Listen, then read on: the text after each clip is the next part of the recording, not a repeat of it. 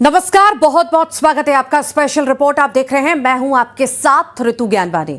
पश्चिम Asia में जारी महायुद्ध का आज चौथा दिन है। हर दिन युद्ध घातक रूप अख्तियार कर रहा है। एक तरफ है इजराइल और अमेरिका, दूसरी तरफ करारा जवाब दे रहा है ईरान अकेला खड़ा है। जैसे जैसे दिन बीत रहे हैं, महायुद्ध में नए नए देशों की एंट्री होती जा रही है।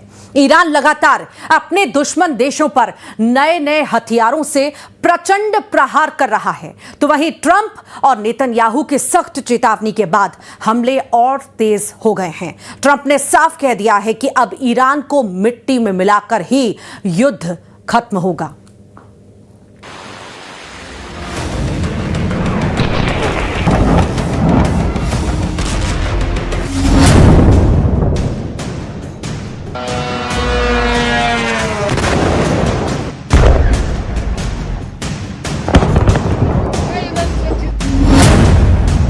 अमेरिका इजराइल का प्रहार, ईरान लंबी जंग के लिए तैयार, मिडिल ईस्ट में महायुद्ध।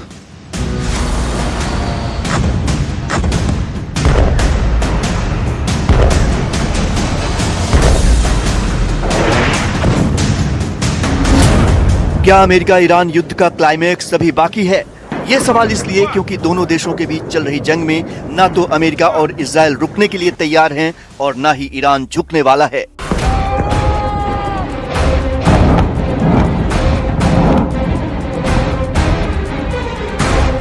ईरान ने साफ कर दिया कि जंग लंबी चली तो वो तैयार है।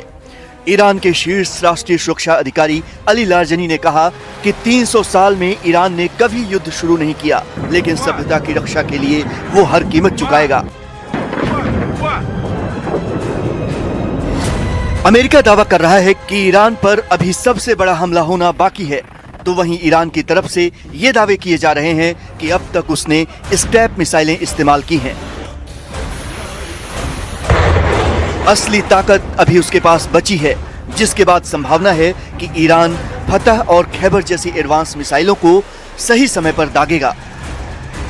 माना जा रहा है कि ईरान का टारगेट अमेरिका और इजराइल के एयर डिफेंस सिस्टम को थकाना, थर्ड पैट्रियट आयरन डोम को ओवरलोड करना है, क्योंकि हमले का आखिरी विकल्प अभी तक ईरान ने बचा कर रखा है। पहला विकल्प, लंबी दूरी की मिसाइलें, स्ट्रेटेजिक रिजर्व। ईरान ने फतह और खैबर जैसी एडवांस मिसाइलों को अब तक बचा कर रखा है और इनका वो सही समय पर इस्तेमाल करेगा। दूसरा विकल्प, प्रॉक्सी फ्रंट एक्टिव। ईरान की इस्लामिक रिवॉल्यूशनरी गार्ड कॉर्प्स ने ट्रूथफुल प्रॉमिस 4 अभियान का ऐलान किया है। मतलब सीधी जंग के साथ साथ प्रॉक्सी मोर्चे भी खुलेंगे। इराक, लेबनान, यमन के रास्ते अमेरिकी इजरायली ठिकानों को निशाना बनाया जाएगा। तीसरा विकल्प, खाड़ी में समुद्री दबाव। अगर जंग लंबी खिंची तो ईरान तेल सप्लाई रूट पर दबाव बढ़ा सकता है। होर्मुज जलडमरू मध्य में ड्रोन और नौसैनिक एक्टिविटी शुरू होने से वैश्विक बाजार में तेल की कीमतें उछल सकती हैं। चौथा विकल्प, साइबर और इलेक्ट्रॉनिक वॉरफेयर। विशेषज्ञ मानते हैं कि अगला चरण साइबर हमलों का हो सकता है। Iran communication network, air defence system और इंफ्रास्ट्रक्चर पर डिजिटल हमले कर सकता है। ये कयास इसलिए भी लगाए जा रहे हैं क्योंकि ईरान के विदेश मंत्री अब्बास अरागची ने कहा कि वो आत्मरक्षा के लिए सभी सैन्य तरीकों का इस्तेमाल करेंगे। اینکه ما بخوایم جنگ رو منطقه‌ای بکنیم، اصلا جنگ منطقه‌ای خواهد شد. به این علت ساده که پایگاه‌های آمریکا و تأسیسات آمریکا در کل منطقه ما پراکنده هست. خب وقتی آمریکا به ما حمله میکنه توسط جنگنده‌هاش، توسط ناوهایی که میفرسته، اونها خب به خاک ما دسترسی دارن، توسط انواع و اقسام موشک‌ها و جنگنده‌ها اینها حمله میکنن. ما به خاک اونها دسترسی نداریم، ولی به پایگاه‌های اونها در منطقه دسترسی داریم و از نظر ما پایگاه‌های اونها یک هدف مشروع به حساب میاد. तो क्या ईरान पहले दुश्मन की ढाल को खत्म करेगा, फिर अपने असली हथियार चलाएगा? क्या प्रॉक्सी फ्रंट से अमेरिका इजराइल को चारों ओर से घेरने की रणनीति है? जैसे जैसे जंग आगे खींचेगी, इसका जवाब सामने आएगा।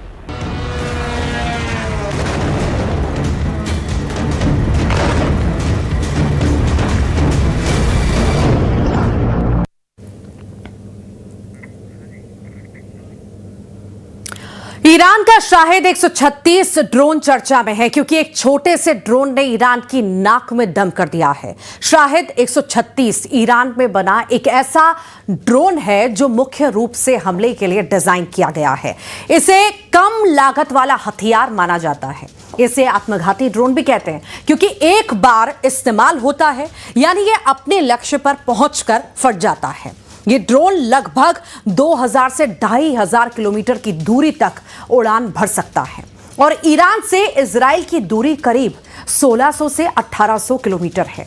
इसीलिए ये आसानी से इजराइल तक पहुंच सकता है।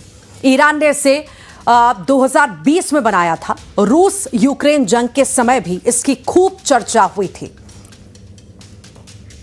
ईरान और इजराइल की जंग सिर्फ 2 देशों तक सीमित नहीं है, इसने पूरे मिडिल ईस्ट को चपेट में ले लिया है। सवाल यह है कि क्या खाड़ी का यह नया फ्रंट मिडिल ईस्ट को विश्व युद्ध की दहलीज पर ले आया है?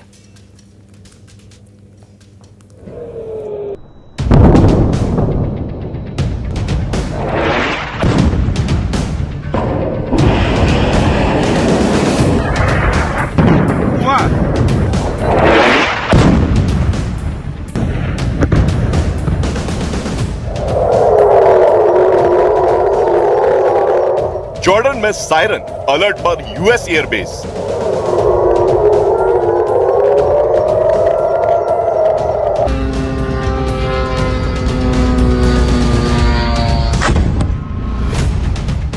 कुवैत में अमेरिकी बेस पर मिसाइल हमला।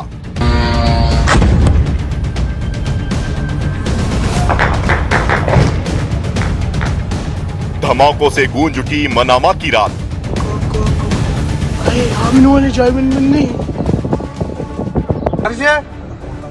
इजराइल और ईरान की जंग में मिडिल ईस्ट का नक्शा बदल रहा है। ईरान वर्सेस इजराइल की लड़ाई अब सिर्फ 2 देशों तक सीमित नहीं रही। जॉर्डन, कुवैत,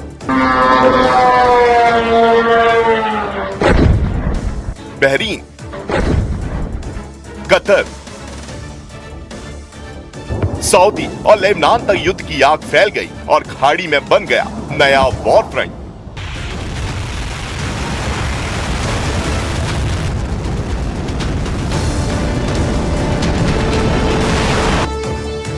अपने सर्वोच्च नेता अयतुल्लाह अली खामनेई की मौत से भड़का ईरान अब किसी भी कीमत पर इजराइल और अमेरिका से बदला लेने पर उतारू है। ईरान की तरफ से लगातार अमेरिका और इजराइल के ठिकानों को निशाना बनाया जा रहा है।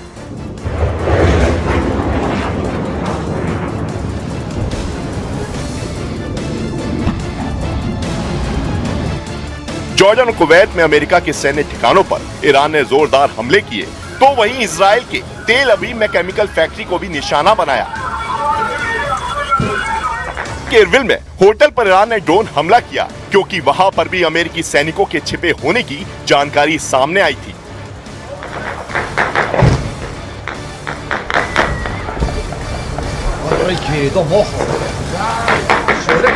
तो वहीं बहरीन में युवाओं और अल खलीफा शासन बलों के बीच झड़प की खबरें भी सामने आई। ईरान समर्थित गुटों का संदेश साफ है, अब जंग सिर्फ सीमाओं पर नहीं लड़ी जाएगी। जहां जहां अमेरिका मौजूद है उन सभी जगहों को निशाना बनाया जाएगा। इस बीच कुवैत ने 178 बैलिस्टिक मिसाइल और 384 ड्रोन इंटरसेप्ट करने का दावा किया है। यूएई ने 169 मिसाइलें हवा में ही मार गिराई। बहरीन ने 70 मिसाइल और 76 ड्रोन रोके। कतर ने 98 बैलिस्टिक मिसाइल, 24 ड्रोन और 2 Su-24 लड़ाकू विमान गिराने का दावा किया। ईरान जिस तेजी से अमेरिका और इजराइल के सैन्य ठिकानों को निशाना बना रहा है, अमेरिका और इजराइल ने भी ईरान को उसी अंदाज में जवाब देने की तैयारी की है। यूएस इजराइल के अटैक में तेहरान में भारी तबाही हुई है। ये तेहरान के कम्युनिकेशन सेंटर की तस्वीरें हैं जो मलबे में तब्दील हो चुका है। यूनेस्को धरोहर गोलिस्तान पैलेस भी इजरायली हमले में क्षतिग्रस्त हो गया है, जिसको लेकर यूनेस्को ने भी चिंता जताई है। इसके अलावा एविन जेल पर भी हमला हुआ है। Iran for 47 years has been chanting death to America, death to Israel too, but you're the big Satan, we're the small Satan. Death to America. They've murdered and maimed thousands of Americans in Iraq and Afghanistan with their IEDs. These are roadside bombs. They bombed your embassies. They try to assassinate Donald Trump, the President of the United States, twice. They've murdered their own people. They massacred so many. And they spread a worldwide web of terror. So this is a regime committed to destroying the United States of America. It's the only country on the planet that says so openly and works tirelessly to achieve that goal. उधर Lebanon में Hezbollah ठिकानों पर भी Israel ने भीषण प्रहार किया है। इजराइल का दावा है कि हिजबुल्लाह के पास 25,000 रॉकेट, 1,000 ड्रोन और अदवान फोर्स के 3,000 लड़ाके मौजूद हैं। एक तरफ मिसाइलें, दूसरी तरफ ड्रोन और बीच में पूरी खाड़ी। सवाल पूछे जा रहे हैं कि क्या ये आने वाले दिनों में दुनिया में बड़ी तबाही का संकेत है?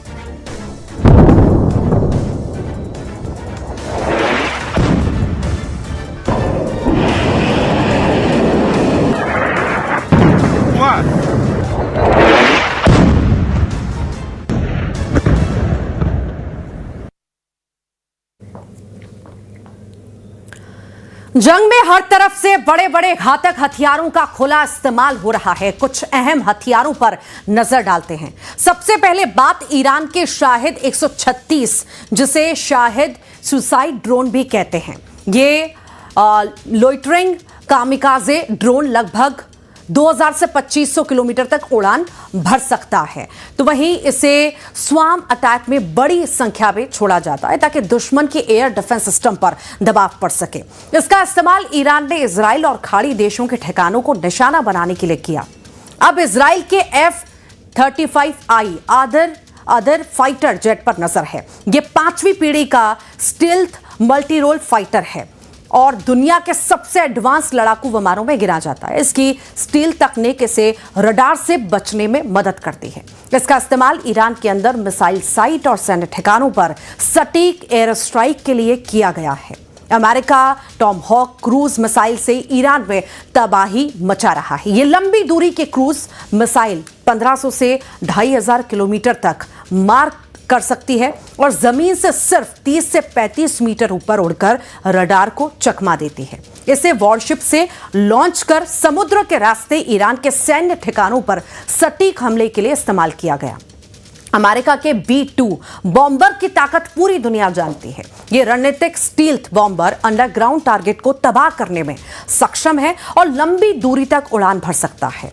हवा में ईंधन भरने की क्षमता के कारण यह लगातार मिशन जारी रखता है। इसका इस्तेमाल ईरान पर 2000 पाउंड के भारी बम गिराने के लिए किया गया। इजराइल के लिए सबसे बड़ा सिरदर्द बनी है ईरान की खैबर शेकन मिसाइल। यह लगभग 1450 किलोमीटर रेंज वाली long range solid fuel ballistic missile है। इसे तेज और सटीक हमले के लिए डिजाइन किया गया है।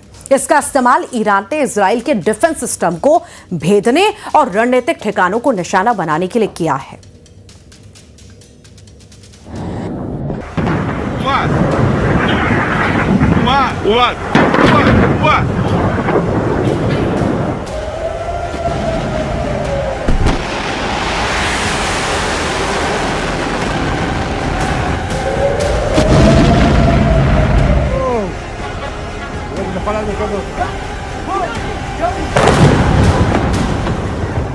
इजराइल में अगला टारगेट कौन है? ईरान में सर्वोच्च नेता अली खामेनेई की हत्या का बदला लेने के लिए ईरान कहां-कहां मिसाइल दागने जा रहा है। ईरान में हमले हो रहे हैं, इजराइल में मिसाइल गिर रही हैं। जहां इजराइल की खुफिया एजेंसी मोसाद ईरान में एक्टिव है, वहीं ईरान के खुफिया हिटमैन इजराइल में टहल रहे हैं।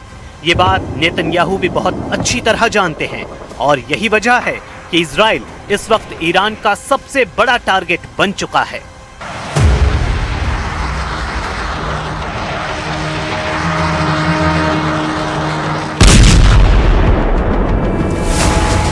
पश्चिमी यरूशलेम में मिसाइल अटैक, तेल अवीव के करीब बेत शेमेश में हमला।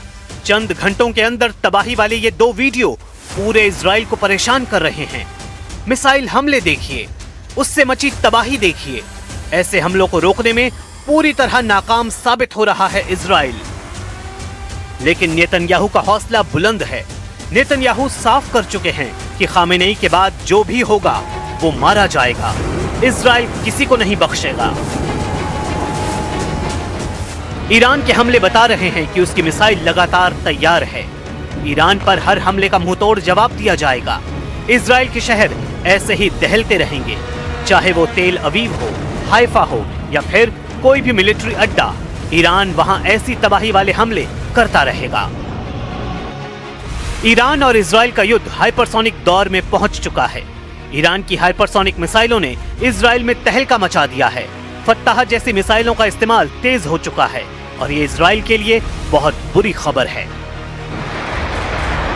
तेल अवीव और हाइफा में हो रहे हमले ईरान की मिसाइल पावर को बार बार साबित कर रहे हैं। नेतन्याहू का मिसाइल डिफेंस या कहें कि ईरान को रोकने वाली सबसे बड़ी फौलादी दीवार अब शीशे में तब्दील हो चुकी है।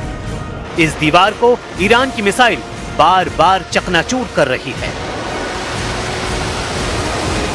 बेत शेमेश में हुए हमले के बाद के हालात देखिए। यहां ऐसी तबाही हुई और इतनी जान गई कि तेल अवीव से लेकर वॉशिंगटन डीसी तक हड़कंप मच गया। यहां पर मिसाइल गिरी तो बंकर तक फटकर तबाह हो गया और वहां मौजूद कई लोग मारे गए। इजराइल को सबसे ज्यादा दहलाने वाली फत्ताह मिसाइल नेतन्याहू के लिए बहुत बड़ी चुनौती बन चुकी है।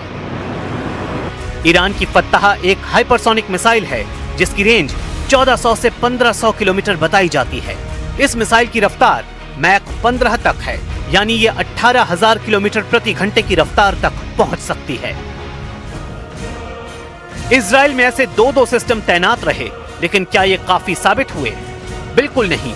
हाइफा और तेल अवीव में गिरती हुई मिसाइलों ने बताया है कि ईरान एक बार में सैकड़ों मिसाइल फायर करने की ताकत रखता है और उनको रोकना ना इजराइल के बस की बात है, ना ही अमेरिका इसमें 100% कामयाब रहा है।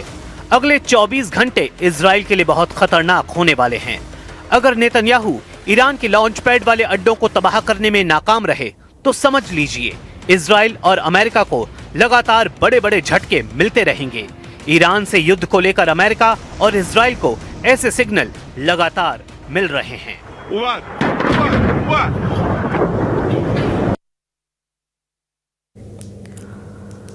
ईरान को लेकर नेतन्याहू का नया बयान सामने आया है। नेतन्याहू ने कहा कि उत्तर कोरिया के पास परमाणु हथियार हैं। उत्तर कोरिया अमेरिका के नाश का नारा नहीं लगाता। ईरान की वजह से मध्य पूर्व की 95% समस्याएं हैं। इधर ईरान ने एटम के लिए भूमिगत बंकर बनाए हैं, यानी पूरी लड़ाई परमाणु हथियारों के लिए है।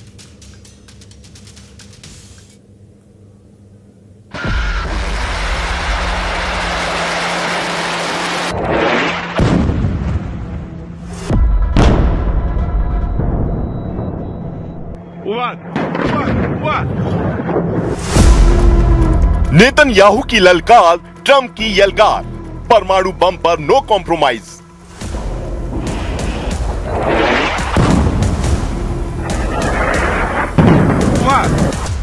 ईरान का जश्न तैयार था परमाणु बम। तैयार हुआ प्लान, खत्म होगा ईरान का परमाणु प्रोग्राम।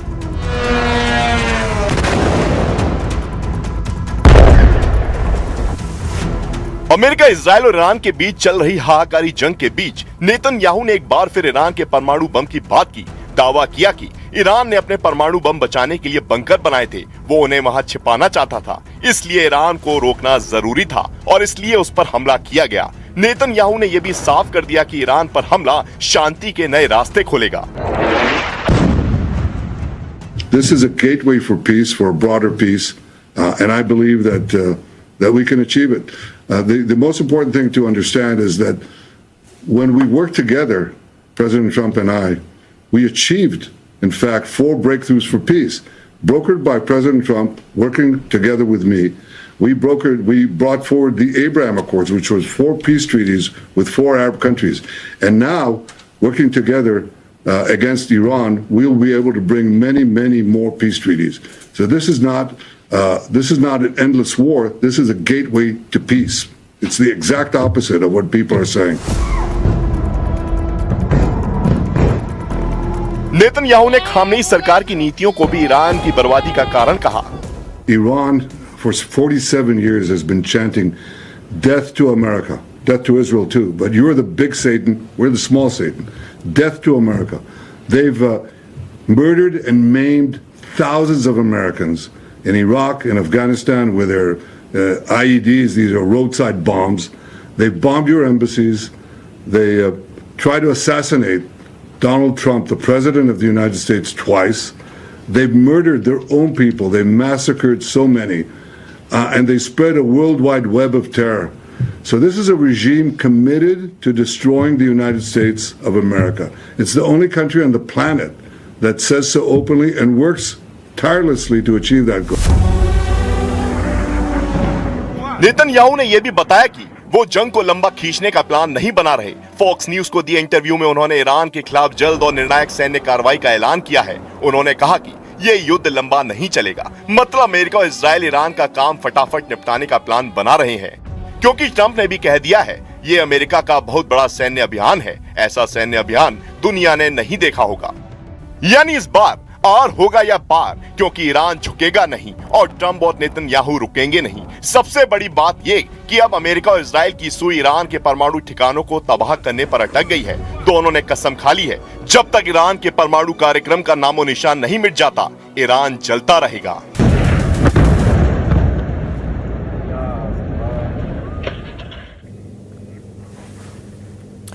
और इसीलिए कह रहे हैं कि मिडिल ईस्ट की जंग का असर आपकी जेब पर भी पड़ने वाला है, क्योंकि ऐसा माना जा रहा है कि अगर जंग लंबी खींची तो ईरान स्ट्रेट ऑफ होर्मुज को बंद कर सकता है। ये वो सकरा समुद्री मार्ग है जहां से लगभग 20% तेल समुद्री जहाजों के माध्यम से दुनिया भर में जाता है। ये रास्ता बंद हुआ तो पेट्रोल डीजल की कीमतें बढ़ सकती हैं और इसका असर कई देशों की अर्थव्यवस्था पर पड़ेगा।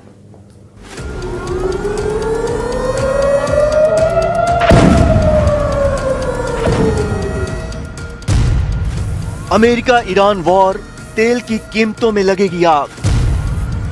युद्ध लंबा खिंचा तो आएगा तेल का महासंकट। हॉर्मुज रूट बंद हुआ तो दुनिया भर में होगा असर। अमेरिका ईरान युद्ध ने भारत की ऑयल लाइफलाइन को खतरे में डाल दिया है। दुनिया के सबसे अहम तेल मार्ग स्ट्रेट ऑफ होर्मुज पर तनाव बढ़ता जा रहा है। अगर अमेरिका और ईरान के बीच टकराव बढ़ता है और होर्मुज जल डमरू मध्य बंद होता है तो इसका सीधा असर भारत की तेल आपूर्ति और अर्थव्यवस्था पर पड़ेगा, क्योंकि भारत अपनी जरूरत का बड़ा हिस्सा करीब 85% तेल खाड़ी देशों से आयात करता है, जो इसी होर्मुज रूट से आता है।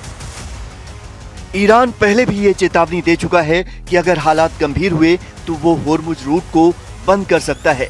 अगर ईरान ने ऐसा किया तो भारत के साथ साथ चीन की अर्थव्यवस्था को भी गहरा झटका लगेगा। मिडिल ईस्ट की जंग कैसे आपकी जेब पर असर डालने वाली है, इसे इस तरह समझिए। स्ट्रेट ऑफ होर्मुज दुनिया का वो सकरा समुद्री मार्ग है जहां से लगभग 20% तेल समुद्री जहाजों के माध्यम से दुनिया भर में जाता है। अब इसी रास्ते पर खतरा मंडरा रहा है, जिसका असर तेल की कीमतों और भारत समेत कई देशों की अर्थव्यवस्था पर पड़ेगा। फारस की खाड़ी से निकलता ये रास्ता ओमान की खाड़ी और अरब सागर से जुड़ता है। यहाँ से हर दिन 18 से 20 मिलियन बैरल तेल और गैस गुजरती है। दुनिया का उपभोक्ता बाजार भारत, चीन, जापान जैसे देशों के लिए यही एनर्जी का स्रोत है। मार्केट ਦੇ ਵਿੱਚ ਉਹਦਾ ਅਸਰ ਪੈਣਾ ਹੀ ਪੈਣਾ ਜੀ। ਠੀਕ ਹੈ, ਹੁਣ ਇਹ ਡਿਪੈਂਡ ਕਰਦਾ ਹੈ ਕਿ ਵੀ ਸਰਕਾਰ ਜਿੰਨਾ ਕਰੂਡ ਵਧਿਆ ਉਹਦੇ ਨਾਲ ਕੋਰਿਲੇਟ ਕਰਦੀ ਹੈ ਜਾਂ ਸਰਕਾਰ ਕੁਝ ਅਬਜ਼ੌਰਬ ਕਰੇਗੀ। ਠੀਕ ਹੈ, ਲੇਕਿਨ ਜੇ ਇਹ ਲੰਬਾ ਚੱਲ ਗਿਆ, ਕਰੂਡ ਦੀ ਪ੍ਰਾਈਸਸ ਵਾਪਸ ਨਾ ਆਈਆਂ ਤੇ ਡੈਫੀਨਿਟਲੀ ਆਮ ਕੰਜ਼ਿਊਮਰ ਦੇ ਉੱਪਰ ਅਸਰ ਪਏਗਾ। अमेरिका ईरान युद्ध शुरू होने से तेल की कीमतों में लगातार बढ़ोतरी हो रही है। एक हफ्ते में ही ब्रेंट क्रूड की कीमत करीब 12% बढ़ गई है। अगर होर्मुज रूट बंद होता है तो विशेषज्ञों के मुताबिक क्रूड ऑयल $100 प्रति बैरल के पार जा सकता है, जिसका सीधा असर पेट्रोल और डीजल की कीमतों पर पड़ेगा और सभी जरूरी चीजें महंगी हो जाएंगी। हालांकि दावा ये किया जा रहा है कि भारत के पास अभी तेल का पर्याप्त भंडार मौजूद है। लगभग 74 दिनों तक की तेल सप्लाई सुरक्षित है। लेकिन अगर युद्ध लंबा खिंचता है तो तेल की आपूर्ति पर असर पड़ना तय है।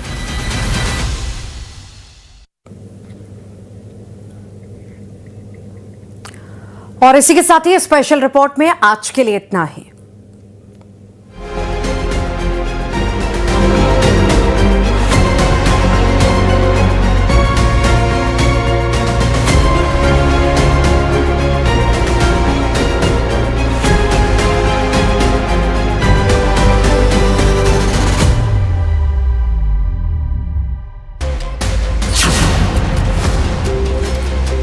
पन्ना में तेज रफ्तार बाइक पर नियंत्रण खोने से हादसा।